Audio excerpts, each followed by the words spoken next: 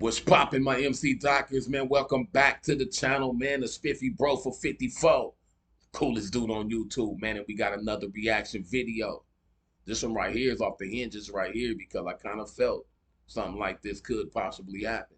Michael Jackson was talking about it and they thought my dude was a weirdo. You know what I'm saying? What we talking about is cryonics and cryogenics.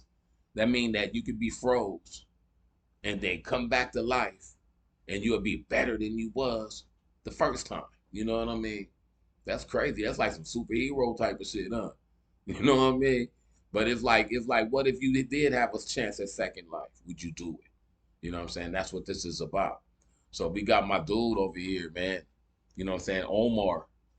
And he finna tell y'all about the, you know what I'm saying, cryonics and the get down about it, man. The immortality. What it is the immortality is the indefinite continuation of a person's existence even after death. So, you know what I'm saying? Now, say like if you're an evil person and you got the cheese, and then it's like one of the little, you know, serial killers or something like that, you may want to just preserve that nigga and bring them back later and make them your army. Or, you know what I mean? Like some crazy little shit like that. So whenever people die, do y'all really know where they be putting them and shit? Or what they really be doing? You know what I'm saying? They just tell us, they show you on the news, they gone. And then we just be like, they gone. You don't know that. It could be cryonics, cryogenics. They cryogenically sleeping there right now. You know what I mean? Just waiting like for so many years to bring them all back. That's crazy. People in the ground can't even come back. And they can preserve a person that was froze. We finna see what they talking about though, man. That's crazy to me though, man. You don't know what they capable of doing. But we finna get some real truth to it, man. So y'all won't be hearing it from me. And I won't be like putting cap on it and shit. Let's go. What if you were able to freeze your body and come back 10 years, 100 years, or even 1,000 years from now? What if you or a loved one was given the worst possible news that you had a very short time to live, but you can do something about it? Would you do it? Now, this sounds like something that we've seen in so many different science fiction movies, but what if I told you that this is something that is really happening today? Yes, people like you and I are going into cryo sleeps with the possibility of being reanimated sometime in the future. When I came across this reality, I had so many questions. I did a lot of research, and honestly, I was shocked. Before I get into the details and the facts, let's talk about some of the individuals that are doing this. Some of them serious heart conditions, serious cancers, people that knew that they were gonna die soon. And like many of us today, they tried everything that they possibly could to prolong their life. I want to live forever and ever. I love life. This is Anita Riskin from California, who's being cryonically preserved in liquid nitrogen with hopes of being one day resurrected sometime in the future. Anita has a serious form of aggressive cancer that cannot be cured and will one day ultimately end her life. This is something that Anita wanted to do to possibly come back when science is improved and there's a cure for her available. And her husband, like many husbands, very supportive. In fact, the dude said that he's gonna do it too when he dies. That way they could one day be resurrected together. Now, where did this idea come from? You know what I'm saying, man? That's crazy right there to be able to do that, man. So it's like, even though people still playing God, being able to resurrect somebody, you know what I'm saying? It still gotta be at least from the spirit of God for people to be able to do that. You know what I'm saying? That could be a godly thing, but it's like it got to be done for the best, though. You know what I'm saying? Because like I stated, you could just put a gang of criminals and bring them back and make the world more eviler or something like that. See, you know what I mean? So you don't want to be like taking advantage of something like that. Do it for the better, for the greater or whatever. Whitney Houston, bring her back so she could sing. You know what I'm saying? All the great people, bring them back. You know what I'm saying? And then you're going to make them better than what they were. All the evil people, shoot them out of space. All the good people, bring them back.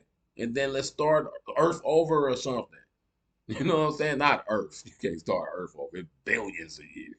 But let's start over on Earth. Let's go back. To be able to freeze somebody and bring them back from the dead sometime in the future. Well, It all started with animal hibernation, which is necessary for some animal species to survive harsh conditions. You know, like a dreadful winter. Food isn't as accessible to them, and it's their way to survive. It involves a drop in body temperature, slow heart rate, and less breathing. Virtually no energy consumption. That way they're not burning any calories. You know, food. It's like a computer going into sleep mode, but way more complex. For example, a marmot during the winter can hibernate up to 8 months, breathing 2 to 3 breaths per minute while slowing down their heart rate to 3 to 4 beats per minute. If you were to compare that to a human, I mean, that's almost like a half of beat per minute, okay? Marmots' heart rates are but wait, Omar, that's completely different. They're not completely frozen, and they're not brought back to life during hibernation. Yes, but this is where the idea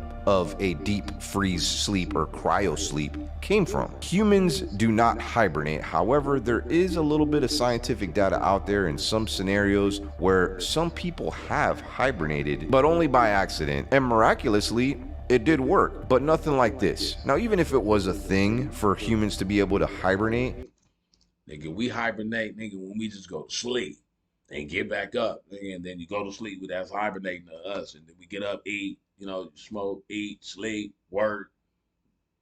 we don't have fur like animals do. I mean, maybe some of us do.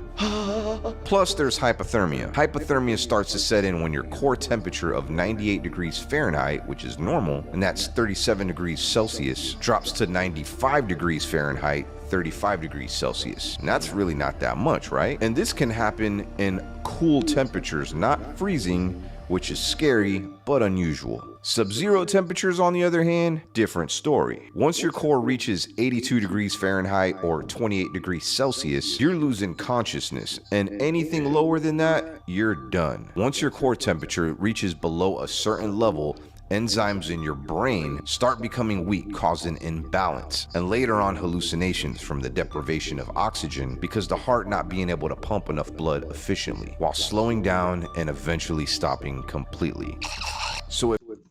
So that's what I'm saying. So if a person could die being froze like that, it's like you can't take them to a facility, unthaw them, and they come back. So it's like, that's what I'm saying. It's something extra.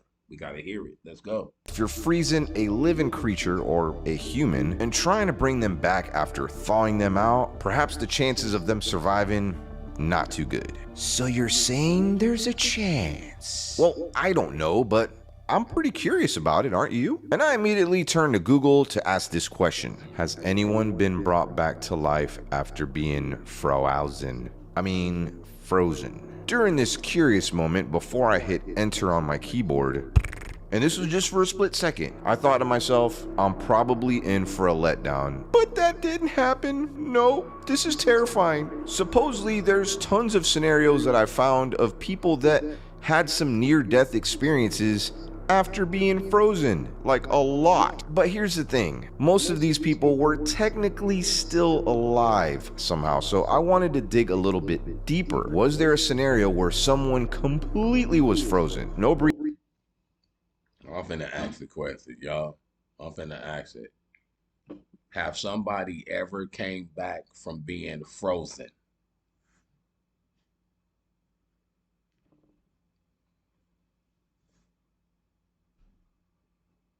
Trying to see, y'all. 6 people who froze to death and came back to life. Once you freeze to death, that's it, right? Not always with the right techniques. Doctors may be able to be in frozen persons back to life. See? Froze stiffer than a board. Yeah, they got some kind of truth and proof to it, man. So we just gotta, like, Google and search a little bit more, man. Let's let Omar finish it off, though.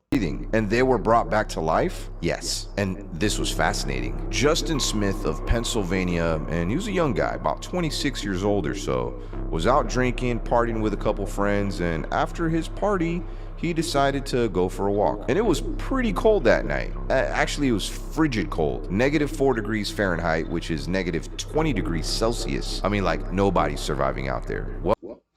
One thing I just pulled up myself, a dude named James Bedford, born April 20th, 1893, died January 12th, 67. He was age 73. So his resting place is Alcor Life Extension Foundation. That's where he can be, you know what I'm saying, brought back later, though. He's at that facility where they'll bring you back.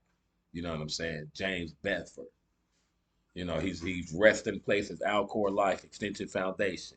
His nationality was American.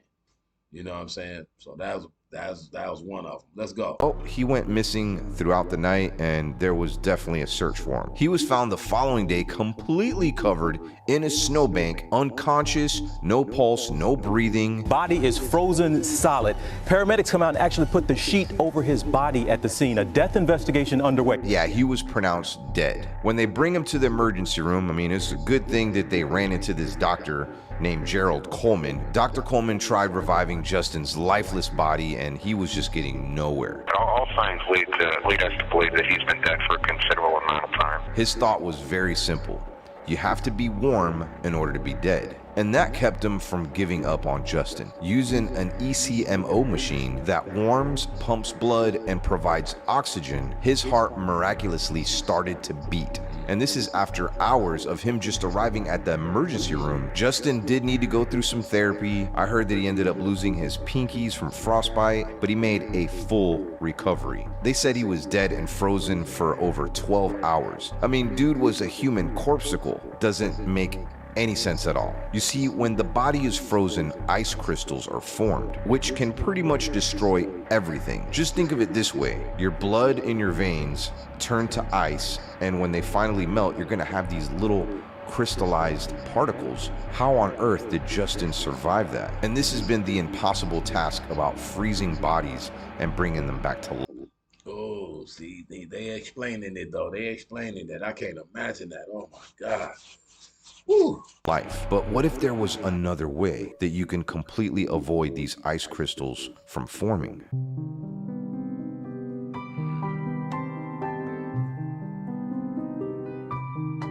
Now, it's crazy to think that cryonics has been around for quite a while, and there's a couple companies probably really close to where you live and you never knew. And they don't just do it for humans, they do it for pets as well. That's right, you can cryonically preserve one of your dogs, cats, maybe pet rat. There's this company called Alcor in Arizona, same place where Anita is cryonically preserved, and many others, and I will talk about some of those others in a second. Some famous people too, and they've been around since 1972. It's a long time, about 50 years. And one of the original founders, named Fred Chamberlain, is being cryopreserved there today. His wife, that's still alive today, plans to join him in the near future. My husband is in this doer right here. I come in every now and then and say, "Hi, Fred. How you doing?" Now, I did a lot of Nigga, that's crazy. She can go do that and smile and laugh and know that he's going to eventually come back. Man, I'm telling you, man, it's like this world is crazy, though. It's like this, though. I ain't even mad at it. I look at it like this. If God able to do that, but he's not physically here now to be able to do that, he need like many other people that's still able to do that. But for the better, though.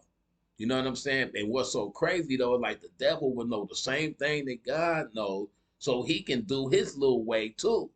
And you can make it for the good or for the bad, man. But it's like, if it's for the good and really to bring, like, people that died real tragically back, you know what I'm saying, and to give them a second chance, I nominated for that.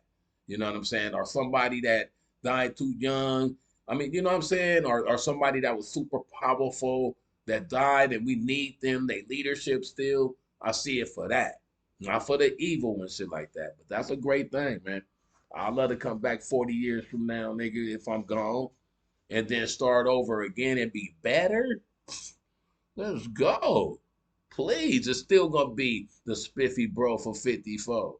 Research, and I want to share with you how this process works. Well, first, just like with any service, you gotta pay for it. And we'll get to how much it costs here in a second. Not gonna wanna miss that. Alcor does recommend their patients to live nearby That way they can quickly be on top of the preservation process. Now, this isn't quite as simple as just putting the body in an ice cube or dipping it in liquid nitrogen. No, there is a process. After a patient has passed away or legally dead, they're brought in and stabilized, and that starts with putting the body on ice, intubating them to restore lung function while bringing oxygen back to the blood. Then they use a mechanical CPR device, also known as a thumper, and that's to keep blood circulating and free from clotting throughout the body. After a short while, they pump all the blood out of the body and replace it with a medical grade antifreeze. According to them, this is probably one of the most crucial steps in cryopreservation. This is so important so the cells don't crystallize and cause damage. I mean, just think of it this way, 60% of our body is made of water. This medical grade antifreeze allows alcor to slowly lower the body's temperature, and they do it slow. And this is called vitrification,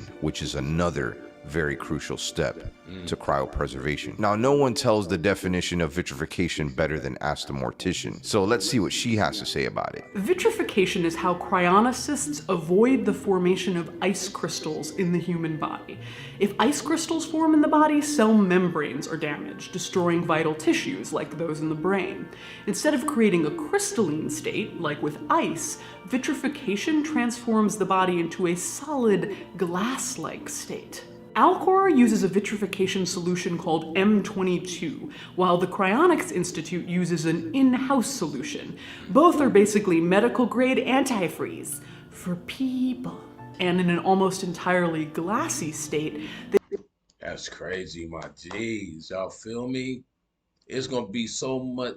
Hey, man, we'll talk about it later. they are submerged in liquid nitrogen, where for several days the temperature is slowly lowered to -320 degrees Fahrenheit. The actual process of vitrification is rather delicate and takes incredibly long. So like Caitlin said, your body is in this glass state, almost like you're frozen in time. There's no crystallization happening at all. So yeah, now that we know that there's a way to avoid these ice crystals from happening, what next? Are we able to bring people back in the future? I mean, the thought of that alone is pretty terrifying. I mean, let's say that I were to make that decision to come back in the future. I mean, everybody that we know and love today will be gone. You're essentially waking up into a future where you don't know anyone, unless someone that you fell asleep with is there with you. Just think about it for a second, okay? It's pretty deep. 10 years ago, if you were to wake up... That's real shit too, though. I didn't think about it like that, but I look at it like you came in the world by yourself around a gang of strangers. Real talk, though. So it's like still to be a human, to walk around and find out like what's going on, and you hear, you know what I'm saying? And then you just, figure out what to do. And then it's like, you know what I'm saying? You're supposed to be new, improved, and better. So therefore, man, hey, it's just another shot at life. Regardless, though, if I still came back, popped up, and just be like, boom, I'm going to just figure it out. I see people, if it's cars flying and shit, I know it's a whole different atmosphere. And then I got to get in sync. That's all. Just got to figure it out. Get in sync. We started from babies, nigga, to now, and we know what to do. Let's do it. Now, and see what's going on. I mean, just in 10 years, this world has changed so much.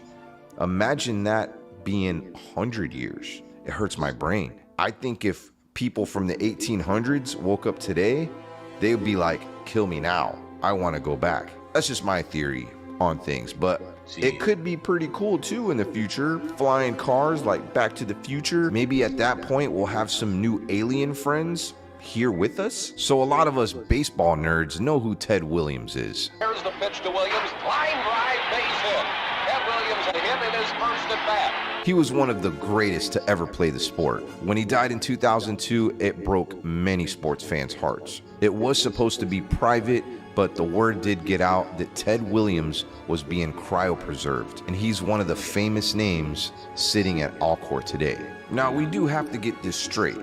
They're not really freezing the body. Global News did an exclusive interview with the CEO at Alcor to get a little bit more information on how this process works.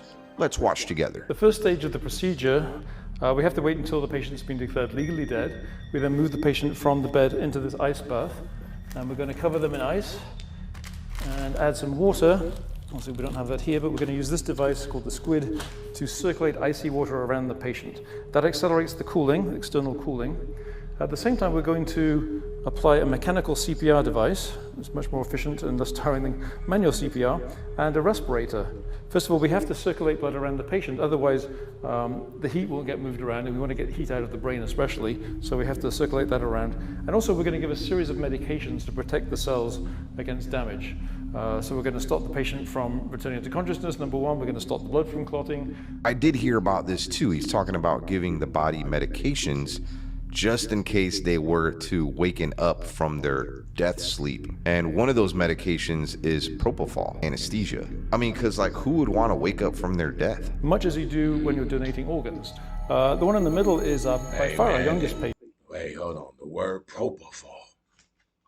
Mike died from propofol, dog. Man, come on, man. It's a real world we in, man. I'm telling you, man. All this shit is amazing to me, though. I bullshit y'all not. It's amazing. We finna get right back to it, though. I ain't gonna talk y'all to life. Let's go. This is sad. About 3 years old. This is really sad. A little girl from Thailand who had brain cancer. Hold on, let me go back. My bad. It's much more efficient and less tiring than manual CPR, and a respirator. First of all, we have to circulate blood around the patient, otherwise the heat won't get moved around, and we want to get heat out of the brain especially, so we have to circulate that around. And also we're going to give a series of medications to protect the cells against damage. So we're going to stop the patient from returning to consciousness, number one. We're going to stop the blood from clotting. I did hear about this too. He's talking about giving the body medications just in case they were to waken up from their death sleep. And one of those medications is propofol, anesthesia. I mean, because like who would want to wake up from their death? Much as you do when you're donating organs.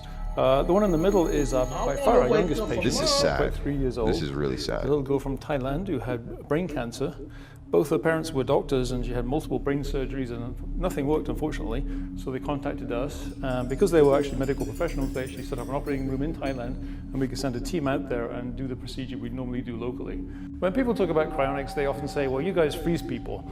And that's not really accurate, because freezing really implies the formation of ice crystals. And that's something we want to avoid, because ice does damage to cells. So we don't want to freeze the patient, we want to vitrify them. Once you cool to very cold below freezing, the solution, instead of crystallizing, will just get thicker and thicker, and it's like a glassy block holding all the cells in place without any internal structure, and so does no damage. And once we reach that point, which happens around minus 110 degrees C or so, once that's happened, the body becomes a true solid, and absolutely nothing is happening in the body. There's no biochemical activity whatsoever, certainly no neurological activity. So at that point, really, it doesn't matter whether you wait a day or 100 years, you're going to be just the same as when you started. All right, remember I said that there's some options? Well, supposedly you can have your entire body cryopreserved, or just your head for a little cheaper. Now I'm gonna let the CEO tell you how much this costs. The whole body, it's a minimum of $200,000. Which if you look at the cost of open heart surgery is really pretty low. That's one way to look at it. Just for the brain alone is $80,000, and those are minimums. So $200,000, and let me look. Okay, what does their website say?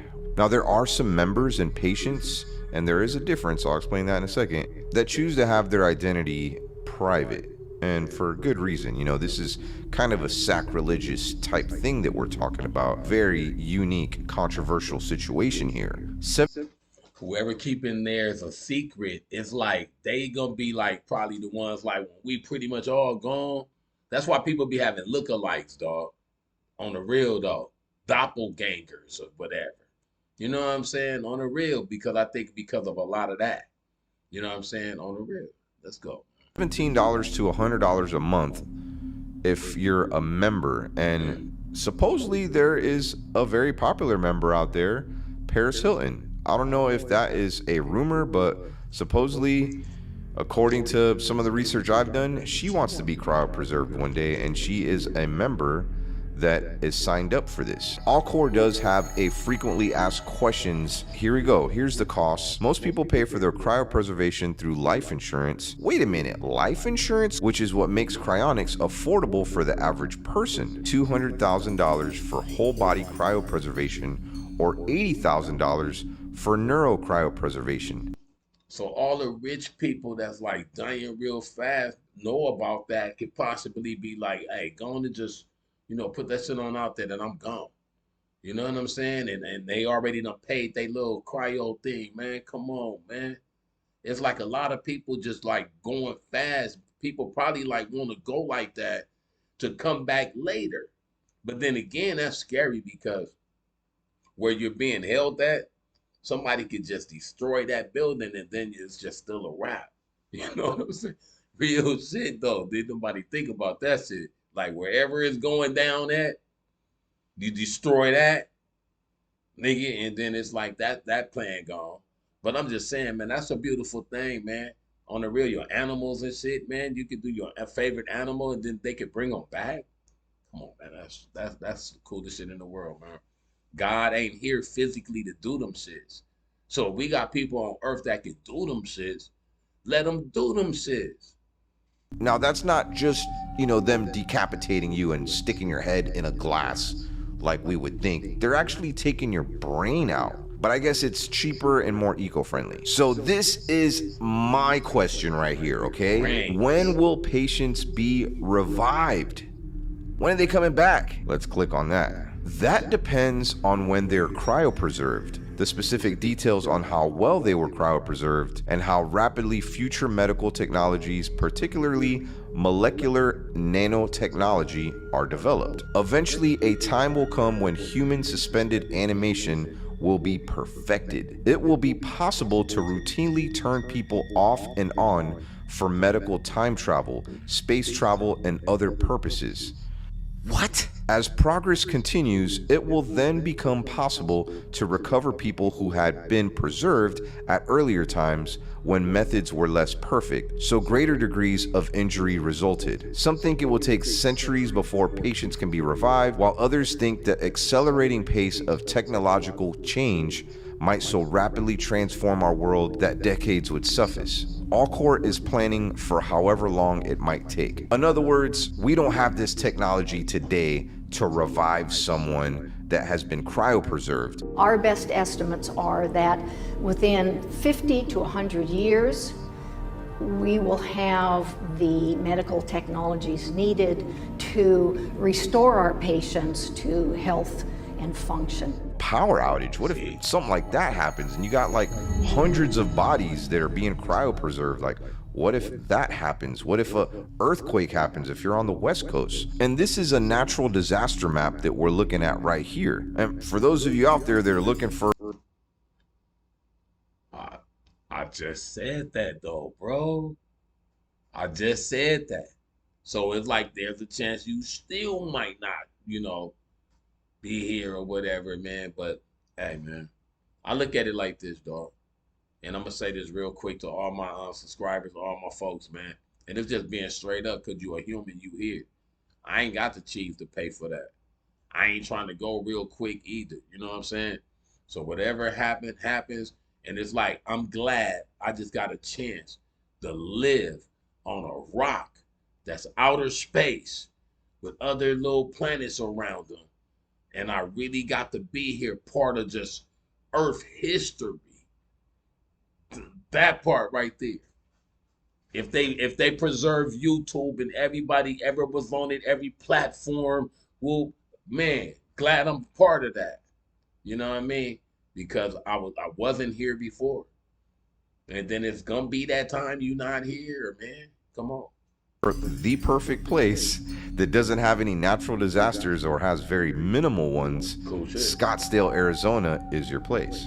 You can see here, Florida, yeah, that's like dark shaded. Of course, Los Angeles is too. Also, they have generators, so I mean, in the case of a power outage, they wouldn't need to worry. I still have my fears behind that. Like, you pay this company all this money, and what if they go bankrupt? Are they just gonna turn the lights off and leave these bodies to thaw? My question for you is, let's say you were diagnosed with a life-threatening illness, and the doctor gave you so long to live. Or maybe it's a family member of yours, maybe it's a child, like the little girl that's being cryopreserved today at Alcor. She's the youngest patient. Would you see this as a way to prolong your life? Maybe put your life on pause, a sleep mode? Or like many others, do you just accept your fate? Man, they got real buildings about that shit, man. That's what I'm saying, though. This shit real, bro. And then he just said they got a little girl that they got doing that. So it's like down the line, nigga, that little girl could be restored. So it's like, man, it's like, who wouldn't really want to go through that? But it is like, we got to go through shit regardless, though. But on the real, power grid, go out or whatever, y'all fucked. Yeah, either or, but on Earth, you fucked. If you're in an airplane, you fucked. On a boat, in the water, nigga, you fucked. You fucked any kind of way. And then, and most of all, nigga, the people in the World Trade Center, straight up. Nigga, that was cold. So it's like, people, if you gotta go, you gotta go. If you could come back, you come back. You know what I'm saying? Because life is a beautiful thing, man. Earth is a beautiful, beautiful place to be on. And I'm glad I'm part of that, though. That's all I got to say about that. We finna finish this out, man. Like, share, subscribe. Hope y'all enjoy it. Let's go. Robert Ettinger, known as the father of cryonics, once said this: everyone wants to go to heaven, but nobody's in a hurry to get there. I am still somewhat skeptical, but hey, maybe 10 years from now, we're gonna start seeing some of these bodies coming back to life. Even as a skeptical person, I think that'd be a sight to see. So you're telling me that there's a chance? So you're telling me that there's a chance? So you're saying there's a chance? So you're saying there's a chance? So you're saying there's a chance? So you're saying there's a chance? So you're saying there's a chance? Criminals will be frozen and reprogrammed in cryogenic prisons. The prisoners are ice cubes. Their criminal instincts are being reprogrammed as they sleep. When you watch movies, aggression it's a and message. deviant behavior will be totally You know what eliminated. I mean? Holler at your boy. Hit!